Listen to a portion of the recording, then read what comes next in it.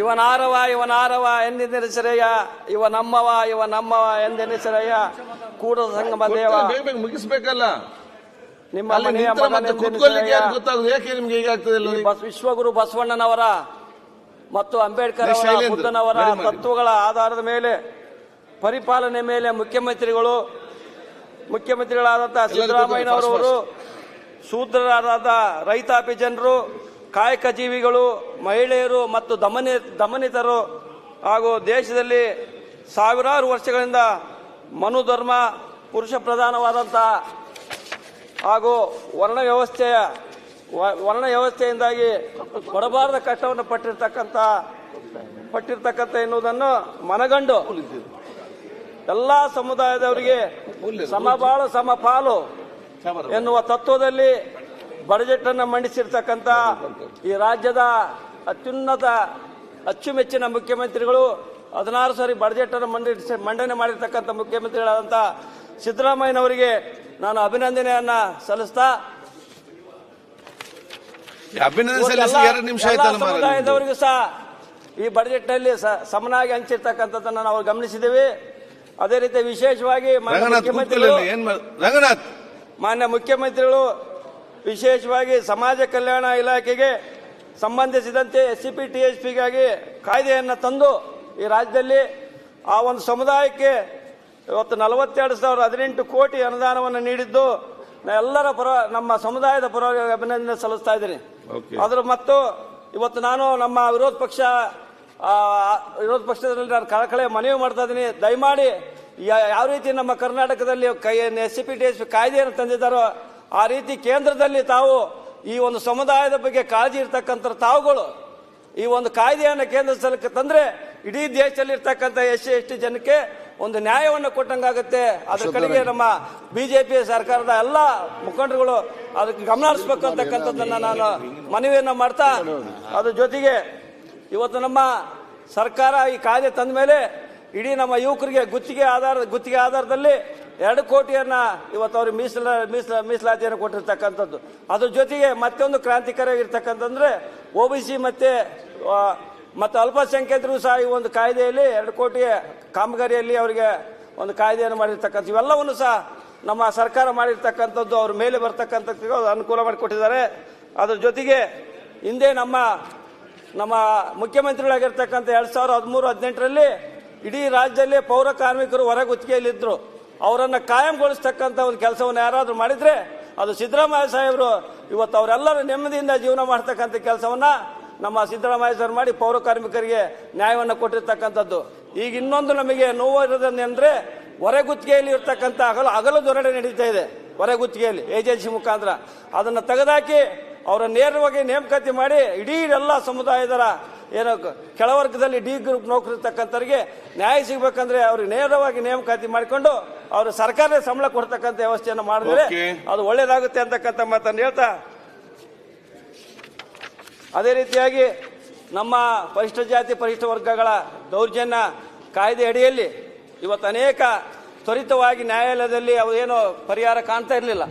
ಇವನ್ನ ಮನಗೊಂಡು ನಮ್ಮ ಮುಖ್ಯಮಂತ್ರಿಗಳು ವಿಶೇಷವಾಗಿ ಇವತ್ತು ಒಂದು 33 ವಿಶೇಷ ಪೊಲೀಸ್ ಠಾಣೆಗಳ ಪ್ರಾರಂಭಿಸಿದ್ದಕ್ಕೆ ಅವರಿಗೆ ನಾವು ಮತ್ತೊಮ್ಮೆ ಅಭಿನಂದನೆ ಸಲ್ಲಿಸ್ತಾ, ಅದ್ರ ಜೊತೆಗೆ ನಮ್ಮ ಅಧಿಕಾರಿ ವರ್ಗ ಒಂದು ಏನು ಹಿಂಬಡ್ತಿ ಪಡಿತಕ್ಕಂಥ ವ್ಯವಸ್ಥೆ ಬಂದಿತ್ತಲ್ಲ ಸುಪ್ರೀಂ ಕೋರ್ಟ್ ಆದೇಶದಿಂದ ಒಂದು ವಿಶೇಷ ಒಂದು ತಂಡವನ್ನು ರಚನೆ ಮಾಡಿ ಅವರಿಗೆ ಯಾವುದೇ ರೀತಿ ತೊಂದರೆ ಆಗದಂಗೆ ಅಧಿಕಾರಿಗಳ ನಮ್ಮ SC ST ಅಧಿಕಾರಿಗಳನ್ನ ಹಿತವನ್ನು ಕಾಪಾಡಿರ್ತಕ್ಕಂಥ ಮುಖ್ಯಮಂತ್ರಿಗಳಿಗೆ ಮತ್ತೊಮ್ಮೆ ಅಭಿನಂದನೆ ಸಲ್ಲಿಸ್ತಾ, ಹಾಗೂ ನಮ್ಮ ನಿಗಮಗಳಲ್ಲಿ SC ST ನಿಗಮಗಳಲ್ಲಿ ಇವತ್ತು ಅನೇಕ ಸವಲತ್ತುಗಳನ್ನು ಕೊಡ್ತಾ ಇದ್ದಾರೆ.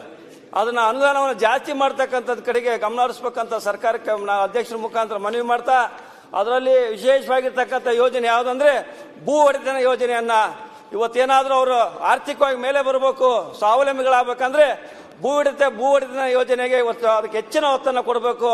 ಇವತ್ತು ಒಬ್ಬೊಬ್ಬ MLA ಗೆ ಒಂದೇ ಕ್ಷೇತ್ರಕ್ಕೆ ಒಂದೇ ಭೂ ಒಡೆತನ ಯೋಜನೆಯಲ್ಲಿ ಬರ್ತಾ ಇರೋದನ್ನ ನೋಡಿದ್ರೆ ಬಹಳ ನಮಗೆ ನೋವಾಗುತ್ತೆ. ಅದರಿಂದ ಹೆಚ್ಚಿನ ಭೂ ಒಡೆತನಕ್ಕೆ ಒತ್ತನ್ನು ಕೊಡಬೇಕು ಮತ್ತು ಬೋರ್ವೆಲ್ಗಳನ್ನು ಹೆಚ್ಚಾಗಿ ಕೊಡ್ತಕ್ಕಂಥದ್ರೆ ಇಡೀ ಆ ಸಮುದಾಯ ಆರ್ಥಿಕವಾಗಿ ಮೇಲೆ ಬರಲಿಕ್ಕೆ ಸಾಧ್ಯ ಆಗುತ್ತೆ ಅಂತಕ್ಕಂಥ ಮನವಿಯನ್ನು ಮಾಡ್ತಾ, ಅದರ ಜೊತೆಯಲ್ಲಿ ನಮ್ಮ ಮಹಿಳೆಯರಿಗೆ ಹೈನುಗಾರಿಕೆಯಲ್ಲಿ ಹೆಚ್ಚಿನ ಒಂದು ಸಬ್ಸಿಡಿಯನ್ನು ಇವತ್ತೇನು 50% ಕೊಡ್ತಕ್ಕಂಥದ್ದು ಅದನ್ನ 75%ಗೆ ಏರಿಸಿ ಆ ಮಹಿಳೆಯರಿಗೆ ಹೈನುಗಾರಿಕೆಯಲ್ಲಿ ಅವರನ್ನು ಆರ್ಥಿಕ ಸ್ವಾವಲಂಬನೆ ಮಾಡಲಿಕ್ಕೆ ಸರ್ಕಾರ ಮಾಡಬೇಕಂತ ನಾನು ಅಧ್ಯಕ್ಷರ ಮುಖಾಂತರ ಮನವಿ ಮಾಡ್ತಾ, ಅದ್ರ ಜೊತೆಗೆ ನಮಗೆ ಪರಿಶಿಷ್ಟ ಜಾತಿ ಪರಿಶಿಷ್ಟ ವರ್ಗಕ್ಕೆ ಇವತ್ತು ನಮಗೆ ಕಾಯ್ದೆ ಬಂದ ಮೇಲೆ 40,000 42,000 ಕೋಟಿ ಇವತ್ತು ನಮಗೆ ಅನುದಾನ ಬಂದಿದೆ. ಆದರೆ ಒಂದು ಕಡೆ ಎಲ್ಲ ನೋವಾಗುತ್ತೆ. ಇವತ್ತು ಪರಿಶಿಷ್ಟ ಜಾತಿ ಪರಿಶಿಷ್ಟ ವರ್ಗದ ವಿದ್ಯಾರ್ಥಿಗಳು ಇವತ್ತು ಖಾಸಗಿ ಶಾಲೆಯಲ್ಲಿ ಪೇಮೆಂಟ್ ಶೀಟ್ಗೆ ಹಣ ಕಟ್ಟಿದಾಗ ಅವ್ರಿಗೆ ಎಲ್ಲೋ ಅವ್ರ ಅಪ್ಪ ಅಮ್ಮ 10-20 ಸಾವಿರ ರೂಪಾಯಿ ಕೂಲಿ ಮಾಡಿ ತಂದು ಆ ಪೇಮೆಂಟ್ ಶೀಟ್ ಕಟ್ಟಿ ಅವರು ಅಡ್ಮಿಷನ್ ಮಾಡಿಸ್ತಾರೆ ಮಕ್ಕಳ. ಅದರಲ್ಲಿ ವಿಶೇಷವಾಗಿ ಪ್ಯಾರಾಮೆಡಿಕಲ್ ಇರ್ಬೋದು, BEd ಇರ್ಬೋದು, ನರ್ಸಿಂಗ್ ಇರ್ಬೋದು, ಇಂಥ ಮಕ್ಕಳು ನಮ್ಮ SC/ST ಮಕ್ಕಳಿಗೆ ಕಟ್ಟಿ ಅವ್ರ ಮಕ್ಕಳನ್ನು ಓದಿಸ್ತಕ್ಕಂಥ ಪ್ರವೇಶ ಪಡಿತಕ್ಕಂಥದ್ದನ್ನು ನಾವು ನೋಡಿದ್ದೀವಿ. ಆದರೆ 2013-18ರಲ್ಲಿ ಆ ಎಲ್ಲ ಮಕ್ಕಳಿಗೆ ಸಹ ಹಾಸ್ಟೆಲ್ ಸೌಲಭ್ಯ ಇತ್ತು. ಅವರೆಲ್ಲರಿಗೆ ಹಾಸ್ಟೆಲ್ ಸೌಲಭ್ಯ ಕೊಡ್ತಕ್ಕಂಥ ವ್ಯವಸ್ಥೆ ಇತ್ತು. ಅದು ನಾನು ಈಗ ಮೊನ್ನೆ ಬೆಳಗಾಂ ಅಧಿವೇಶನದಲ್ಲಿ ಸಹ ಒತ್ತಾಯ ಮಾಡಿದ್ದೀನಿ. ಈಗ ನಮಗೆ ಆ ಮಕ್ಕಳಿಗೆ ಅವ್ರೇನು ಅಡ್ಮಿಷನ್ ಆಗಿರ್ತಕ್ಕಂಥ ಮಕ್ಕಳಿಗೆ ಅವರು ಸರ್ಕಾರ ಕೂಡಲೇ ಅವ್ರಿಗೆ ಹಾಸ್ಟೆಲ್ ಸೌಲಭ್ಯವನ್ನು ಕೊಡೋದಕ್ಕೆ ಅಧ್ಯಕ್ಷರ ಮುಖಾಂತರ ನಾನು ಸಮಾಜ ಕಲ್ಯಾಣ ಸಚಿವರು, ನಮ್ಮ ಹಿರಿಯರಾಗಿದ್ದ ಸಮಾಜ ಕಲ್ಯಾಣ ಸಚಿವರ ಹತ್ರ ಮನವಿ ಮಾಡ್ತೀನಿ. ಅದನ್ನು ಮಾಡಿಕೊಡ್ಬೇಕಂತಕ್ಕಂಥ ಮನವಿ ಮಾಡ್ತಾ, ಈ ಹಿಂದೆನೂ ಸಹ ಅದು ವಿಶೇಷವಾಗಿ ನಾವು ಮಧ್ಯ ಕರ್ನಾಟಕ ದಾವಣಗೆರೆ ಜಿಲ್ಲೆ, ಇವತ್ತು ನಾವು ಆ ಕಡೆಗಿಲ್ಲ, ಉತ್ತರ ಕರ್ನಾಟಕ ಇಲ್ಲ, ಮಧ್ಯ ಕರ್ನಾಟಕ ಆಗಿ ನಮ್ಮ ಜಿಲ್ಲೆ ಅತಿ ಹಿಂದುಳಿತಕ್ಕಂಥ ದಾವಣಗೆರೆ ಜಿಲ್ಲೆ ಆಗಿರೋದ್ರಿಂದ ಅದರಲ್ಲಿ ವಿಶೇಷವಾಗಿ ನನ್ನ ಮಾಯಕೊಂಡ ಕ್ಷೇತ್ರ ಅತ್ಯಂತ ಹಿಂದುಳಿದತಕ್ಕಂಥ ಮೀಸಲು ಕ್ಷೇತ್ರ. ಇಂಥ ಒಂದು ಮೀಸಲು ಕ್ಷೇತ್ರದಲ್ಲಿ ಇವತ್ತಿನ ನಮ್ಮ ಸಿರಿಗೆರೆ ಶ್ರೀಗಳ ಹೋರಾಟದ ಫಲವಾಗಿ ಅಲ್ಲಿ 27 ಕೆರೆ ಯೋಜನೆಯನ್ನ 2008ರಲ್ಲಿ ಪ್ರಾರಂಭವಾಯಿತು. ಆಗ ಪ್ರಾರಂಭವಾದ ನಂತರ ಆ L&T ಕಂಪನಿ ಕೊಟ್ಟಂತ ಸಂದರ್ಭದಲ್ಲಿ ಅವರು ಮುಖ್ಯ ಪೈಪ್ಲೈನ್ ಅನ್ನೇ ಕಳಪೆ ಕಾಮಗಾರಿ ಮಾಡಿ ಇಡೀ 100 ಹಳ್ಳಿಗೆ ಅದು ಯೋಜನೆಗೆ 100 ಹಳ್ಳಿಯ ಒಂದು ವ್ಯಾಪ್ತಿ ಬರ್ತಕ್ಕಂಥ ಯೋಜನೆ ಆಗಿತ್ತು. ಆ ಯೋಜನೆಯಲ್ಲಿ ಕಳಪೆ ಆಗಿರೋದ್ರಿಂದ ಅದ್ರ ಕೂಡಲೇ ಮತ್ತೆ ಮುಖ್ಯ ಪೈಪ್ಲೈನ್ ಅನ್ನ ಪುನರ್ ಪ್ರಾರಂಭಿಸಕ್ಕೆ ಅನುದಾನವನ್ನ ನಮ್ಮ ನೀರಾವರಿ ಸಚಿವರು ಉಪಮುಖ್ಯಮಂತ್ರಿಗಳಾಗಿರ್ತಕ್ಕಂಥ DK ಶಿವಕುಮಾರ್ ಮನವಿ ಮಾಡ್ತಾನೆ. ದಯಮಾಡಿ ಆ 27 ಕೆರೆ ಯೋಜನೆಗೆ ಅನುದಾನ ಬಿಡುಗಡೆ ಮಾಡಬೇಕು ಅಂತಂದು. ಮತ್ತಿನ್ನೆರಡು ಪಾಯಿಂಟ್, ನನ್ನ ಕ್ಷೇತ್ರದಲ್ಲಿ ಅದು ನನ್ನ ಗುಡ್ಡಗಾಡು ಪ್ರದೇಶ ಇರೋದ್ರಿಂದ ಅಲ್ಲಿ ಕೆರೆಗಳನ್ನು ನಿರ್ಮಾಣ ಮಾಡಲಿಕ್ಕೆ ಬಹಳ ಅವಕಾಶ ಜಾಗ ಇದೆ. ಅದರಿಂದ ಯಾವುದಕ್ಕೂ ಬಳಸೋದು ಬಿಟ್ಟು ನಮ್ಮ ಅನುದಾನವನ್ನು ಬಳಕೆ ಮಾಡೋದ್ರ ಜೊತೆಗೆ ಕೆರೆಯನ್ನು ನಿರ್ಮಾಣ ಮಾಡ್ತಕ್ಕಂಥದ್ದಿರ್ಬೋದು. ನನ್ನ ಮಾಯಕೊಂಡ ಕ್ಷೇತ್ರದಲ್ಲಿ ಬ್ರಿಟಿಷ್ ಕಾಲದಲ್ಲಿ ನಿರ್ಮಾಣವಾಗಿರ್ತಕ್ಕಂಥ ಕೆರೆ ಇದೆ, ಅದು ಕೆರೆ ಕೋಡಿ ಒಡೆದು ಹೋಗಿದೆ. ಅದನ್ನ ನಿರ್ಮಾಣ ಮಾಡಿದ್ರೆ ಸುಮಾರು ಒಂದು 25 ಹಳ್ಳಿಗೆ ಕೆರೆ ನೀರನ್ನು ಅವಲಂಬಿತ ಆಗುತ್ತೆ. ಮತ್ತು ಅಡವಿಯಲ್ಲಿ ಇರ್ತಕ್ಕಂಥ ಕಾಡು ಪ್ರಾಣಿಗಳು ಹಳ್ಳಿಗಳು ಬರೋದು ತಡೆಗಟ್ಟುತ್ತದೆ. ಅದರಿಂದ ಆ ಒಂದು ಯೋಜನೆಯನ್ನು ಮಾಡಿಕೊಡ್ಬೇಕಂತ ನಾನು ಸಚಿವರ ಅಧ್ಯಕ್ಷರ ಮುಖಾಂತರ ಬೇಡ್ತಾ ಇದ್ದೀನಿ. ಮತ್ತಿನ್ನೊಂದು ಲಾಸ್ಟ್ ಇನ್ನೊಂದು, ನಮ್ಮ ಕ್ಷೇತ್ರದಲ್ಲಿ ಕಲ್ಪನಹಳ್ಳಿ ಮೇಗಾ ಡೈರಿ ನಿರ್ಮಾಣ ಮಾಡಲಿಕ್ಕೆ ಈಗಾಗಲೇ ನಾನು ಮನವಿಯನ್ನ ಕೊಟ್ಟಿದ್ದೀನಿ.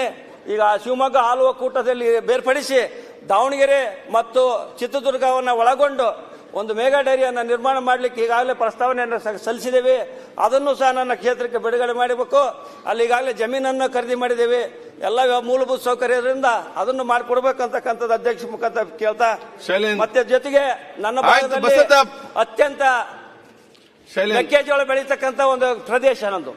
ಆ ಮೆಕ್ಕೆಜೋಳ ಬೆಳೀತಕ್ಕಂಥ ಪ್ರದೇಶ ಆಗಿರೋದ್ರಿಂದ ಈ ಯಾವ ರೀತಿ ಬೇಳೆ ಇರ್ಬೋದು, ಬೇರೆ ಬೇರೆ ಪದಾರ್ಥಕ್ಕೆ ಒಂದು ಪಡಿತರ ವ್ಯವಸ್ಥೆಯಲ್ಲಿ ಅದಕ್ಕೆ ಖರೀದಿ ಕೇಂದ್ರವನ್ನು ಮಾಡ್ತಾರೆ. ಇದನ್ನ ಕೇಂದ್ರ ಸರ್ಕಾರಕ್ಕೆ ಒತ್ತಾಯ ಮಾಡಿ ನಮ್ಮ ಮೆಕ್ಕೆಜೋಳವನ್ನ ಪಡಿತರ ವ್ಯವಸ್ಥೆಗೆ ಬರಲಿಕ್ಕೆ ಕೇಂದ್ರ ಸರ್ಕಾರ ಒತ್ತಡ ಮಾಡಿ ನಾವು ಖರೀದಿ ಕೇಂದ್ರ ಮಾಡಲಿಕ್ಕೆ ನಾನು ಸರ್ಕಾರದ ಮುಖಾಂತರ ಮನವಿ ಮಾಡ್ತಾ ಇದ್ದೀನಿ.